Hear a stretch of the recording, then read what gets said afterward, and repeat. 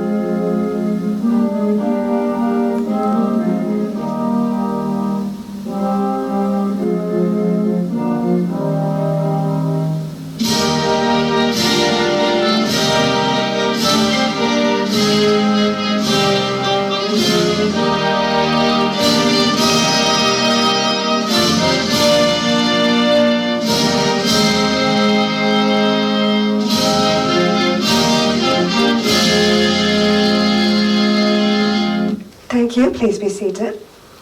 Dr. Subhashini Padmanabhan graduated and received her master's degree from Punjab University, India.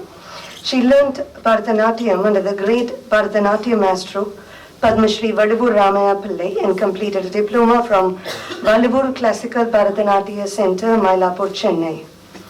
The great maestro Padma Shri Vallabur Ramaya Pillai conferred upon her the title Natya Kala Shigamani. In 1984, she participated in the All India Cultural Festival and won the Best Performer Award for Bharatanatyam.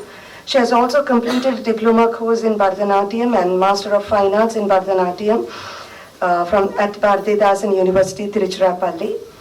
She is the first Sri Lankan completed the doctoral degree in Bharatanatyam from a Sri Lankan university on Sri Lankan resources. She has been teaching at numerous higher educational institutions as a visiting lecturer. As a performing artist, she has performed Bharatanatyam performances in numerous countries. She has won many titles and awards for her outstanding contribution in the field of art and culture. She's a well-known writer on dance and related topics. She has been writing to the foreign and local publications since 1983. So far, she has written more than 18 books and 100 of articles. In 1991, she won the Esmond Wickramasinghe Award for journalism. Dr. Subhashini joined the Indian Cultural Center, presently the Swami Vivekananda Cultural Center, Colombo, as the first Bharatanatyam teacher after its inauguration in 1998. In 1991, she founded her own Bharatanatyam center known as Vimalodaya Classical Bharatanatyam Center in Colombo. And in 2018, she established the research wing of her institution under the name of Vimalodaya Lalita Kala Kendra. She is also one of the foremost performing Bharatanatyam exponents of Sri Lanka. Recently, she was awarded by the government of Sri Lanka with the Kalai Mamani Award. And this evening, we'll be commencing the lecture group demonstration with screening of a small video clip of her guru, late Valivur Ramaya Pillai, composition by the maestro himself on Tanjavur Pragadiswara temple. And this will be followed by the lecture group demonstration with PowerPoint presentation.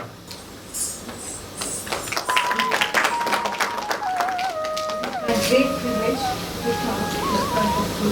This is my third lecture demonstration at the place where I have been working for past 21 years. In 2017, November 18th, I had a lecture demonstration on changing trends in Bharatanatyam. In 2018, March 21st, I had another lecture demonstration on Bharatanatyam and the relationship of one-act dance drama. This is the third lecture demonstration which I am doing today, is spirituality in Bharatanatyam. The video which was presented a few years back, that was presented by the Sri Lanka Rupavahini Corporation. I welcome all of you for this lecture demonstration due to the climate and the present traffic congestion in Colombo. The audience are getting delayed. It doesn't matter for an artist of your own standing.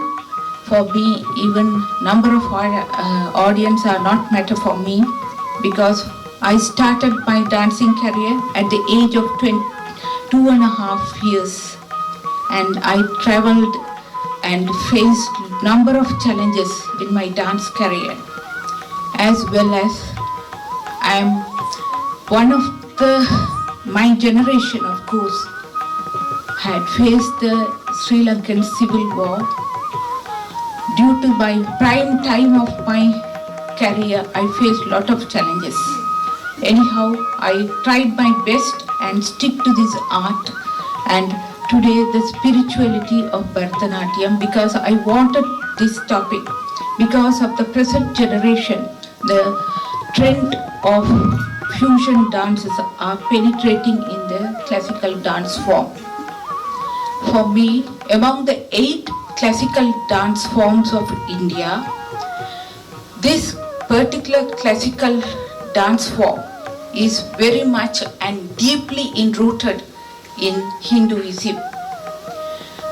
Our dancing deity, the cosmic dancer, Lord Shiva himself had given this great art to us, and he himself is called by the name of Tandava Murti, because according to Hindu mythology, he himself had danced in 108 Tandava Karnas in 64 temples. That is why he is called Tandava Murti. In classical Bharatanatyam, we have been divided the art into 2 different categories.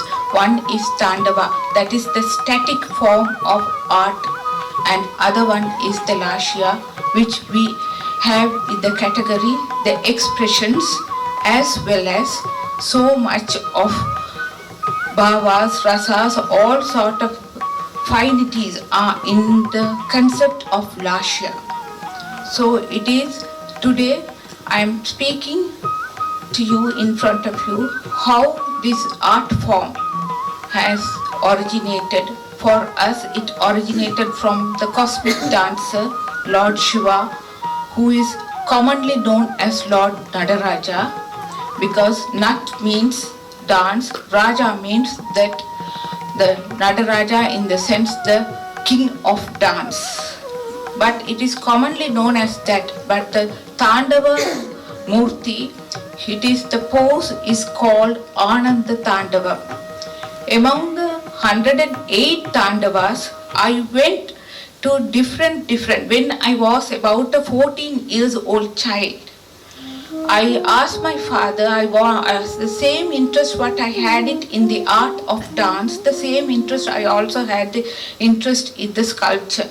I asked my father, I wanted to go and see the sculptures in different temples. He agreed and took me to Konarak temples in Orissa, Mahabalipuram Silpams in Tamil Nadu, Tanjavur temple and Chidambaram temple.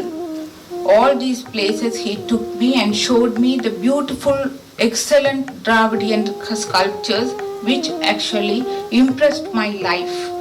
And today, as an artist, I had given my whole body, soul, wealth, everything to this great art. It is really, I am proud that I am a performing artist. For me, as a teacher, for more than 25 years in my career, according to Hindu mythology, Irukku, Yasur, Sama, Adarvana, there are 4 Vedas in us. Among the 4 Vedas, Irukku means Brahma derived the literature from the Irukku Veda. Yasur Veda, he derived the Abhinaya from the Yasur Veda. Sama Veda, he derived the music for the dance. Adarvana Veda, he derived the rasa for it. That is our theoretical foundation. How a state is needed a constitution. The same as our dance also needs the constitution that is in the form of Natya Shastra. Lord Brahma himself had given this to the world by preaching to Bharatha Muni. Bharatha Muni made it as Natya Shastra. Natya Shastra came into existence in between the period of 4th century AD and 4th century BC. During that period only it came into. Today, Bharatha Natyam is consisting, Natya Shastra is consisting 6,000 verses divided into 36 chapters. It is my great pleasure to go for some of the seminars. I used to meet so many people there. Recently one lady had a conflict with me in the board that Natya Shastra is a treatise only. But I asked her, Madam, how can you tell like it is a treatise? It is only a 4 of She said, I asked her, how many verses do you think that Natya Shastra consists? She says, oh, it is only about 25-30 verses must be. And she is the head of the Department of Fine Arts Faculty of one of the Sri Lankan universities. It was hurting me. I said, no ma'am, it is consisting 6,000 verses divided into 35 chapters. Then after that she said, actually I belong to philosophy department. I was posted in the Department of Fine Arts. That is the present trend in this not in this country, all over the world this is there. So for me, she said, you should have told me not in front of others. You would have called me and told me. But at the time I was not in a position to talk to her because I also became a little bit emotional when she challenged me in that position. I couldn't control my emotions. Many of times I couldn't control. I was a very humble and very polite individual. This art made me to that level, to the downtrodden level. And I am the one born in the fourth in the six siblings. So that also one of the causes I became very soft type. But at the same time, sometimes I became so emotional and challenges the people in public also. And this is the Natya Shastra, and this was practiced. And today, this is our soul. This is called as Indian aesthetic theory. For the study of Bharatha Natyam, we have to study two main theories. One is the Indian aesthetic theory, that is commonly known as Natya Shastra. Other one is the Indian visual art theory. Visual arts means painting, sculptures, designing, ceramic designing, textiles design, all will come under that category. But that also very important for our study. And also we know that earlier this dance was practiced by the Devadasi clan. They are the Devadasis, a particular clan that they were devoted themselves to the temple service. It is a must that every family has to give a female child at the age of 11, in between the time of 11 and 14. Over that age, they were rejected. They were very well looked after by the temple. They kept in high esteem, and they were stage patronage was given. As soon as they enrolled, they were entitled to get a salary from that. Salary from the temple, but salaries were not given at the time of their retirement. There's the age bracket was there. After the age bracket, they have to retire. At the time only the salaries would be given. But as soon as they enrolled it, they have to give their ear studs to the temple. Then temple looked after them very well. Even beetle leaves, acornuts, everything was given to them. State patronage was given to them. If you go to Tamil Nadu, you can see near the temples and temple environments, lot of inscriptions are there, beautiful inscriptions. And some colonies were still called Nattuvapuram, Nattuvakani and all indicate that how the state patronage was given to them. At the end, after the particular, when they die, the funeral pyre of them was taken from the sanctum, and it was out of that only they burned that body, because whole life they gave it to the temple with full dedication. Every pujas, festivals and all. You can see there is an inscription in Tanjavur Pragadiswara temple close by. 400 Devadasis were engaged. When at a time came when the royal courts, they were asked to come and perform, they refused to perform, because royal courts dancing was not supposed to be for the Devadasis. That is a God service. That is totally dedicated to God only, not for the humans. But later the Rajadasis came into being. They were danced in the royal courts. After some times, the social functions, the Rajadasis were asked to come and perform. They refused to do it. But then Alangara Dasis, they used to go for social functions and dance. But Devadasis were kept in high esteem with perfect conditions were given. Unfortunately, during the British regime, alien rule, they neglected the temples as well as the temple arts. They were forced to go for some illegal activities, and they lost the reputation, and the art which was wasted in their hands also considered in a very low level. Nobody wanted to give recognition. Nobody wanted to give. But anyhow, that happened during the time of British regime. And 1925 after that, again, because of the reformers, Bharatha Natyam gained its standard. At the time, it was not Bharatha Natyam. It was considered as Satir Earlier temple dance was called as satir. The repertoire of the Bharatha Natyam is based on the human body. That is means the temple structure for in Hinduism is based on human body. It originated in temples, danced in temples, dedicated in temples. That's why today also we consider the repertoire of Bharatanatyam is based on the temple structure. In temple, sanctum is the head. This is the Artha Mandapam where the priest stands and do the pujas. And this is the Maha Mandapam. This is the Stamba Mandapam where the all the Yagasala and all the pujas are done. These two Thai areas are the Sabha Mandapam. The Utsava Murtis are kept and all the cultural activities, dance, music took place in this level. Knee level is called Kalyana Mandapam, where that is the entrance. These two legs are the walls of the two entrance. Still we are following. In 1927, the great Bharatanatyam Guru and Bala Saraswati, Queen of Bharatanatyam we used to call, she said that Bharatanatyam is an artistic yoga and it is spirituality in corpus that we are practicing by this. One day, anyhow, everything we are leaving and go. But whatever we have done into the contributions we have made for the art will survive. And this is the story as well as the main aspect, but the spirituality of Bharatanatyam.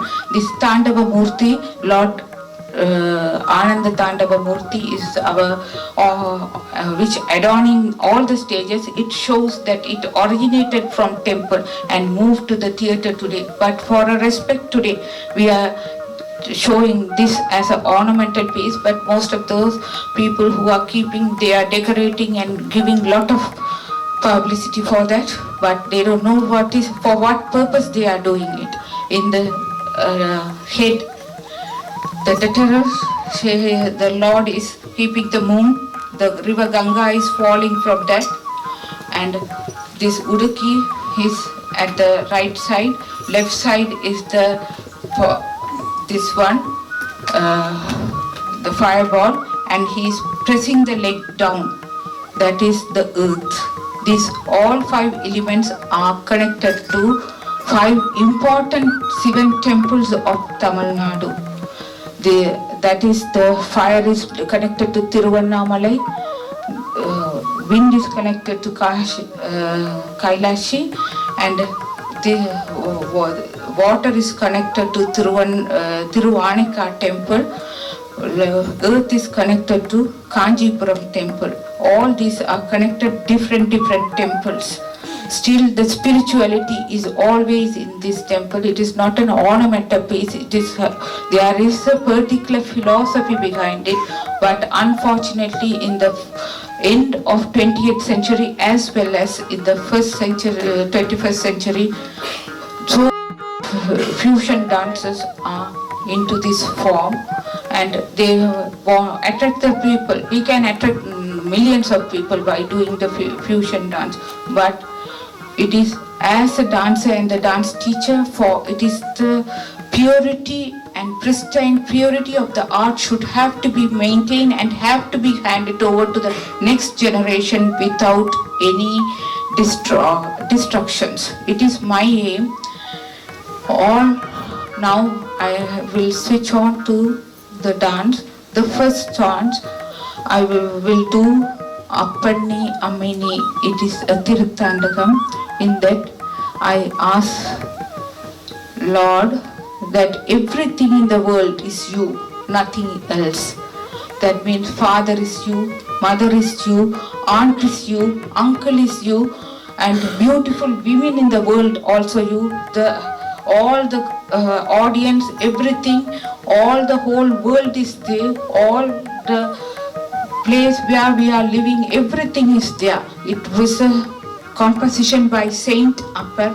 I like Saint Upper because for Bharatanatyam, among the 9 rasas, we always use this rasa. Sringara Rasa always, ironic feeling. That means why we are using it. One of the social anthropologists, I met him a few years back in London. He asked me, because other rasas, hatred, fear, Bhayanaka, fear, and other ones, peace, all we can't always use in dance. But Sringara Rasa, we can be in a good communication with the audience. At the end, the ordinary audience feel it is now something between two, love between the two individuals. But it is not. At the end of each song, you can see that we are going to have these beautiful songs because we are surrendering. This is Jivatma. It is an ordinary soul. It is for me. I want to go early, but this ordinary soul, after God has to lift me to the Paramatma for the salvation. We are longing for that. Every Bharatha Natyam song, the last line indicates that the Jivatma is longing. When you watch it, you might see that it is a normal love song between two different individuals. But first one, I always like because it says the whole world is God. The vision of God, everything, every individual, every creature, everything, whatever we are seeing, the God is there. There is no discrimination.